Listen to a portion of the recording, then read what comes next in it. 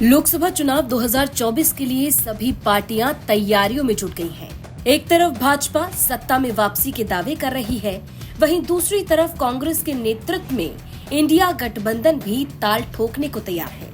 इसी बीच India today ने देश का मिजाज सर्वे से जनता की राय का अंदाजा लगाया।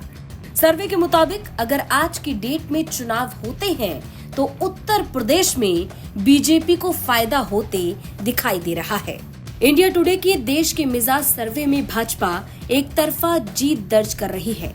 आंकड़ों की माने तो सर्वे में बीजेपी का वोट शेयर भी बढ़ा है। यूपी में बीजेपी का वोट शेयर 49% से बढ़कर 52% के ऊपर पहुंच गया है। इस वोट शेयर को अगर सीटों पर तब्दील करके देखा जाए तो बीजेपी को यूपी में 70 सीटें मिलने का अनुमान लगाया जा रहा है। इसके अलावा कांग्रेस को 1 सीट और समाजवादी पार्टी को 7 सीटें मिलने का अनुमान सर्वे में लगाया जा रहा है। अनुप्रिया पटेल की पार्टी अपना दल एस को 2 सीटें मिलने का अनुमान है। अगर सपा की बात करें तो अगले लोकसभा चुनाव में अखिलेश यादव की पार्टी का वोट शेयर भी बढ़ता हुआ दिखाई दे रहा है। पिछले चुनाव में समाजवादी पार्टी को 18.11% वोट मिले थे, लेकिन इस बार उन्हें 30% से ज्यादा वोट मिलता नजर आ रहा है। वहीं कांग्रेस को 5.5% वोट मिल सकता है।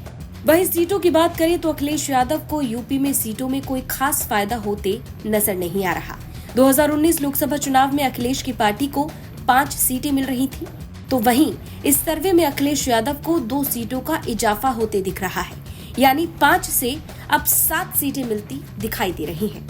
हालांकि यूपी के डिप्टी सीएम केशव प्रसाद मौर्य ने इस सर्वे पर कहा कि इस बार यूपी में एनडीए सभी 80 सीटों पर जीत हासिल करेगी। उन्होंने भरोसा जताया कि एनडीए ने 2014 साल 2019 में जो रिकॉर्ड बनाए थे, इस बार वो ध्वस्त हो जाएंगे।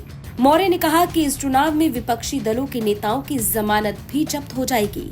डिप्टी सीएम केशव प्रसाद मौर्य ने दावा किया कि बीजेपी इस बार 370 का आंकड़ा पार करेगी और एनडीए 400 का आंकड़ा पार करेगा। 2019 के लोकसभा चुनाव में भाजपा की 8 सीटें कम हुई थी, लेकिन वोट प्रतिशत बढ़ा था।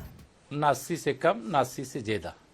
उत्तर प्रदेश में सभी 80 सीटें भारतीय जनता पार्टी और गठबंधन जीतेगा। इसको लेकर के किसी को कोई शंका नहीं होना चाहिए।